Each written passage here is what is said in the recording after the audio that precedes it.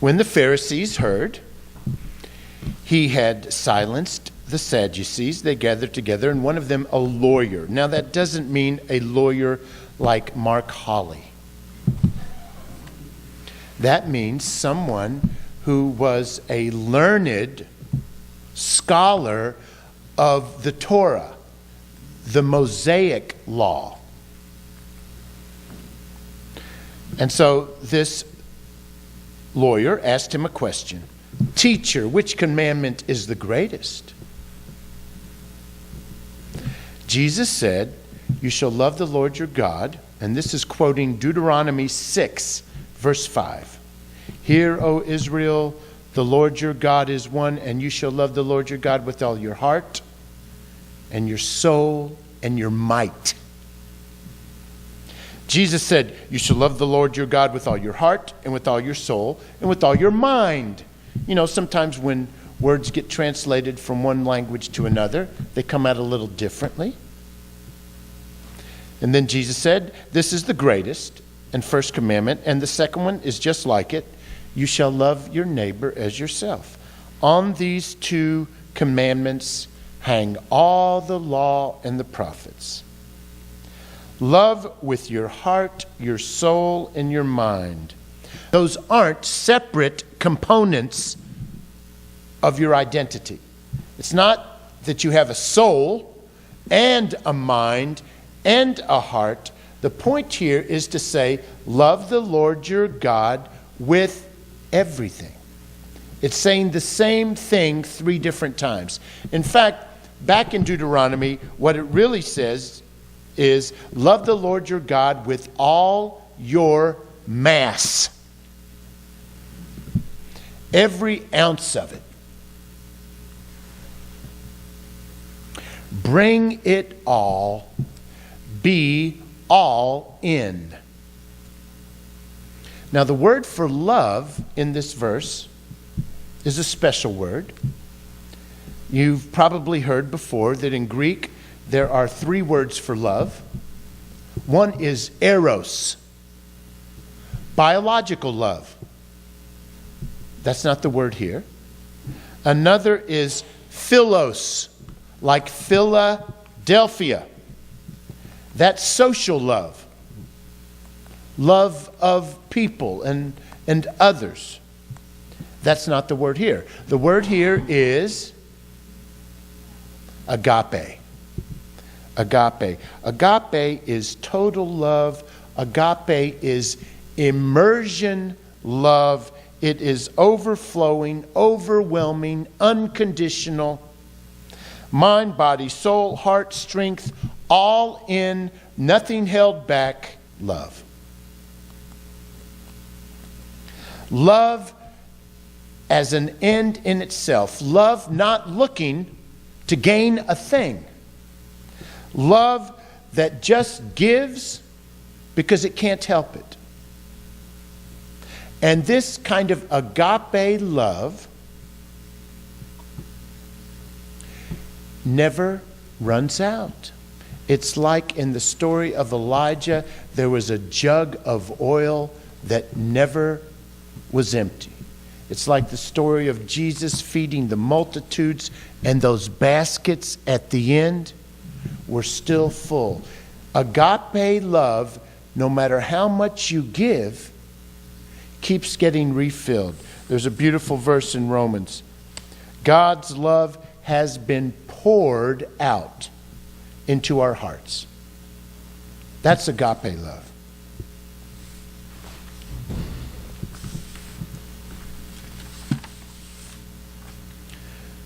So, when the roll is called, up yonder or right here,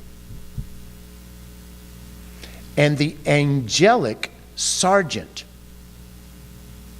gathers all the recruits every morning right after breakfast, and this angelic sergeant says, there's folks out there who need help. There's an environment out there that needs preservation. There are children out there who need encouragement. There's a world of hurt out there The angelic sergeant is going to then say, whom shall I send? And in the clearing stands a boxer who has lost so many rounds and still answers the bell. A woman wounded, a man with a broken heart, a desperate child, and they say, here I am, Lord, reporting for duty. I will be all in for love. But then you would say, what are our instructions, Captain? How do we actually put this love into action? Because it's a beautiful statement. God is love. Love God. But that needs legs. What does it mean to do it? What is the law of love we should live by? There is a great dynamic here about bounty and duty. We have been given a great gift. We were given the gift of life. We didn't have to be. And yet here we are. But with it comes duty. It is bounty and duty. You, I, we have borrowed life. And someday we're going to give it back. Do not bury this great gift of life in a field. We are to invest it and risk it and multiply it and give it away. But now I want to talk mathematics, one of my best subjects. You all at least should joke, laugh about that. According to Jewish law and Jewish tradition, in the Old Testament, in Exodus and Leviticus and Numbers and Deuteronomy, there are 613 commandments. 613.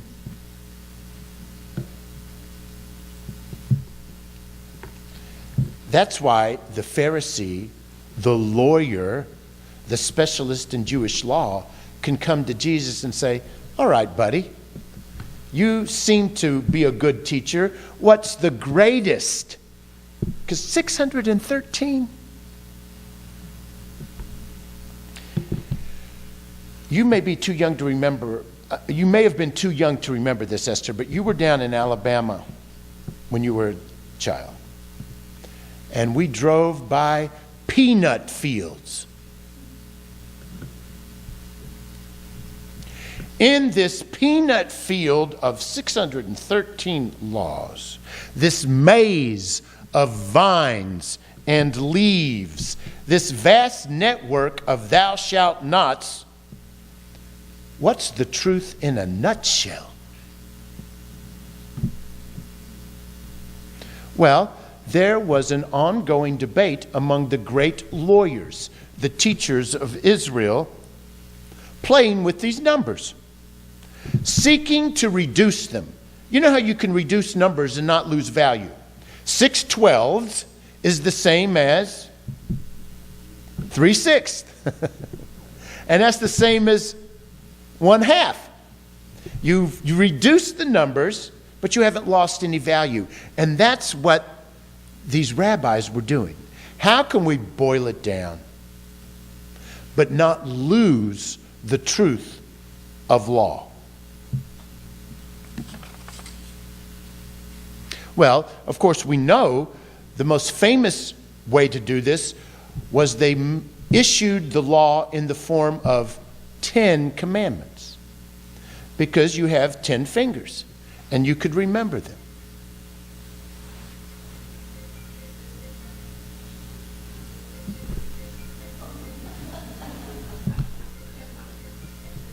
I'll wait because it is cute, and who knows, that may be an answer to our question, how to reduce it.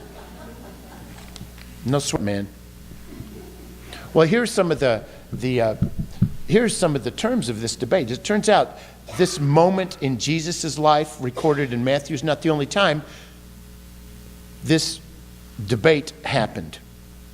Some of the rabbis say that David reduced the 613 commandments to 11.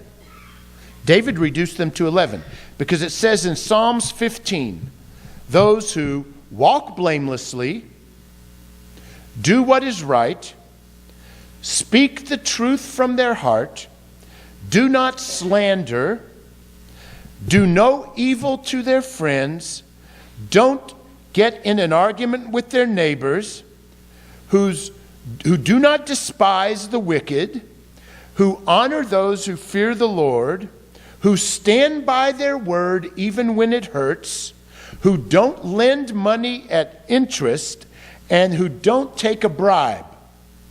Well, anyway, it's supposed to be 11.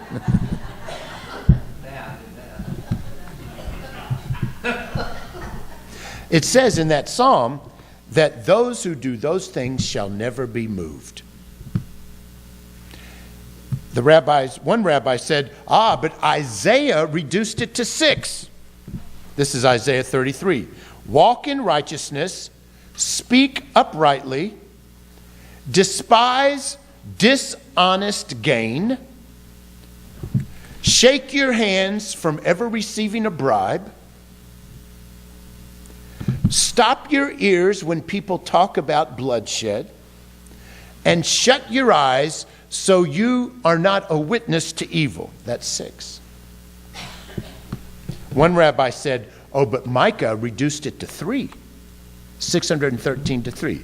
Do justice, love kindness. Do you know this verse? And walk humbly before your God. Amos reduced it to 2. This is what the Lord says to Israel in Amos 5:4. Seek me and live. Seek God in everything you do and be alive. Anytime you have a dilemma, ask, which is the way to death here and which is the way to life? And choose life. Habakkuk reduced it to 1. The righteous, honest people live by faith, not by what they can see. In Judaism, they talk about the time in the 1st century when the greatest Pharisee of them all, and his name was Rabbi Hillel. Rabbi Hillel. And someone came to him and said, Rabbi, I will be a believer, but there are too many details in the Bible. 613. So I'll be a believer if you can explain the law to me while I stand on one leg and before I lose my balance and come back to the ground. And so the guy said, Rabbi Hillel said, okay, are you ready? He goes, yes, go. He says, don't do anything to someone that you wouldn't want done to you. And that was it. And Rabbi Hillel says, don't do to others what you don't want done to you.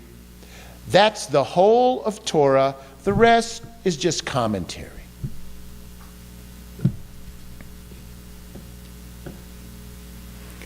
And then Jesus here in Matthew 22. They asked him, what's the greatest? Reductions. 6 12s equals 3 6 equals 1/2. Let's resolve Jesus' formula. Love God with everything you have. Love your neighbor. And love yourself.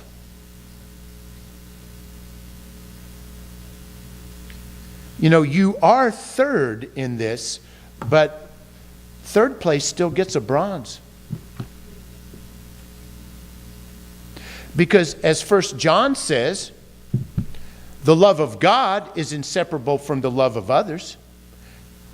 You know, how can you say you love God if you don't love your sister or your brother? You've never seen God. You see them. And how can you love others if you don't love yourself? And don't you know people who live miserably and they're hateful, and deep down you know the problem is not that they don't like you.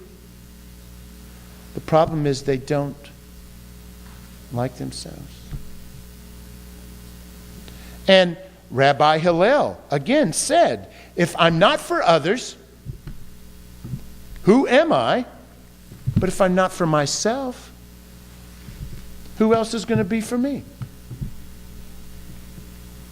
So if we look for the truth in a nutshell of Jesus' words, we can boil this peanut down to a single word: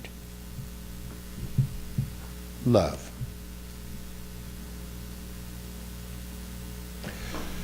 The other night, I was in a house hit by emotional lightning. I was in a house hit by emotional lightning. And the flash of fire burned away every triviality. Every silly way we waste our time and energy, that lightning exposed it. All the chicken manure vaporized in an instant by the sense that, wow, we are in the presence of a mystery that is precious and fragile and fleeting. God, I may have divine attention deficit disorder, but you've got my attention right now. Because I was in a house where upstairs a woman lay in her bed dying from a brain tumor. And I was in a house where downstairs friends and family gathered in the presence of the Lord. Friends and family gathered to cry and laugh and pray and hold hands and hug and pour out their hearts to each other. It was a funny group. This rabbi showed up because he was a neighbor. The rabbi prayed in Hebrew. This nun was there. She sang Mary's Magnificat. There was a husband there whose wife was dying.